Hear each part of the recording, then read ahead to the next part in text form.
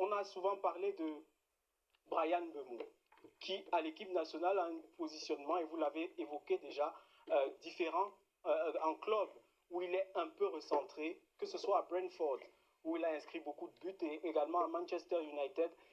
Ici, on faisait le reproche parfois à Marc Brice de trop l'excentrer, de trop le mettre sur le côté. Aujourd'hui, on l'a mis dans l'axe, mais vous avez souligné qu'il a désonné peut-être dans le mauvais sens du terme. Pour vous, qu'est-ce qu'il a manqué aujourd'hui à ce joueur qui s'est procuré pourtant cette première occasion qu'on va peut-être voir à la 5e minute, cette frappe-là? Qu'est-ce qui a manqué à Bryan Mbeumo aujourd'hui pour être dans sa position préférentielle en club? Je pense qu'il faut avoir gardé raison lorsqu'on fait une analyse. Et on voit l'action en même temps que vous parlez. On ne va pas s'arrêter sur la prestation essentielle de Mbeumo, parce que ça ne résume pas le match. On est d'accord, mais moi je voudrais le souligner. Permettez-moi oui, allez-y, d'avancer. Et je disais encore à l'émission de lundi, oui. Nous avons analysé cela du fait qu'est-ce qui fait qu'il y ait deux Mbeumo, un en club et un en équipe nationale. Et on avait justement évoqué le fait qu'en club, les coachs ont plus de temps pour travailler, il y a plus de temps justement pour mettre en place un dispositif, une animation, et les combinaisons sont beaucoup plus aisées dans la mesure où on a plus de temps pour travailler. En équipe nationale, entre le regroupement, on fait la régénération et mettre vraiment un dispositif, une animation, un circuit préférentiel sur pied, cela devient un peu difficile. Maintenant, moi, je peux parler en tant qu'ancien joueur de football. Une génération qui a quand même porté le vert jaune, peut-être les gens ne le savent pas. Il y a ce qu'on appelle le dépassement de fonction et la capacité à chaque joueur de se surpasser et de se sublimer, quels que soient les obstacles qui sont en face. Je prendrai un exemple.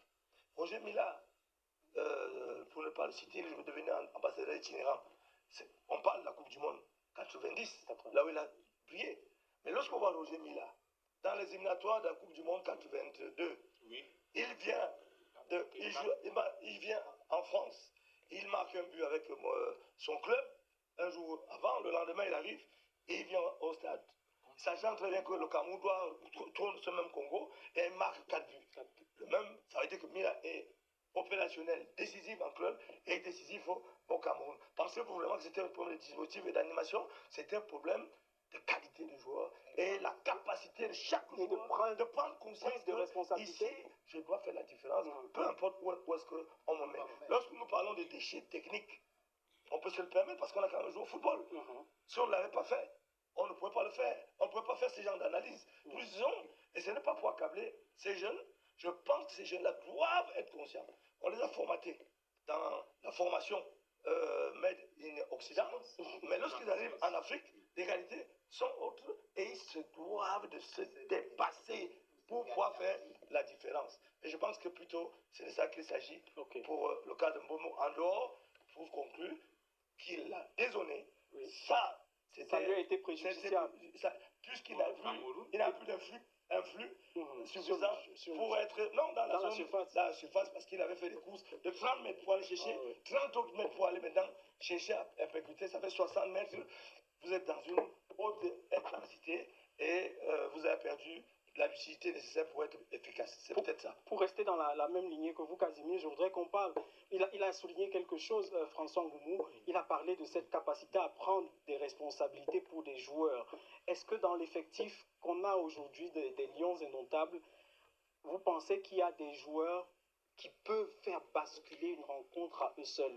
Sur le plan mental, je veux dire, parce qu'on sait très bien que sur le plan technique, cela ne se discute quasiment pas. On ne va pas parler de celui qui est absent aujourd'hui, André-Franck Zambouanguissa, qui est joueur du mois, comme Bryan Mbeumo est joueur du mois en première ligue, l'un des championnats les plus relevés. Mais est-ce que selon vous, on a le joueur qui peut faire basculer un match difficile, un match où il n'y a pas d'issue? Je vais d'abord éviter de me vêtir du vêtement de supporter. C'est votre choix. Non, c'est pour vous dire que mon raisonnement là... Oui, allez-y, vous n'avez pas besoin de le justifier, ça reste votre point de vue. Non, il faut que je le dise. Oh, d'accord. Vous avez posé une question essentielle, même si je n'ai pas le droit de vous poser la question, j'allais vous poser la question de savoir, sont-ils capables dans leur club professionnel, le font-ils ou pas? Je peux vous répondre sans vous répondre puisque je ne vais pas, c'est moi qui pose les questions. François Mbemou, oui, François Mbemou vient de dire que voilà. le football était quand même un peu différent quand on est en club et qu'on s'est préparé. Et qu'on s'est préparé, j'essaie, si je me trompe, il va me reprendre. Il l'a dit sur le plateau de Foufou Foot, quand on s'est préparé, on se prépare avec des coéquipiers tout au long de la pré-saison, de la saison. Et quand on vient, parfois ça se joue sur autre chose, juste que les qualités techniques, je crois. Alors, moi, je ne vais pas reprendre les mêmes propos. Okay. Que Roger Mila, en 1900, je ne sais combien, lui, venait. Il n'y aura pas deux Roger Mila au Cameroun. Yes. Mais il se trouve que nous avons un groupe de professionnels. Et ils savent ce que veut dire. Même tous ceux qui sont sur ce plateau savent ce que veut dire professionnel. Vous-même qui présentez cette émission, vous êtes un professionnel. La preuve, vous avez préparé votre émission. Quand on arrive sur un terrain, il y a ce qu'on prépare et ce qu'on ne prépare pas. Le joueur doit à ce moment faire preuve de cette grosse faculté d'adaptation parce qu'il est professionnel. Il y a des joueurs dans cette sélection nationale qui sont capables. Mais c'est vrai, je me suis souvent amusé à me poser la question de savoir, est-ce que cette équipe a encore des leaders de ligne? Est-ce qu'on a un leader technique? Est-ce qu'on a un leader mental? Est-ce qu'on a un leader tactique? Est-ce qu'il y a un gars qui peut dire, les gars, abandonnons les entraîneurs? Ça rejoint ma question. C'est à vous que je pose la question. Dites-moi, est-ce que vous voyez ça, vous ressentez ça en tant que il me semble avec...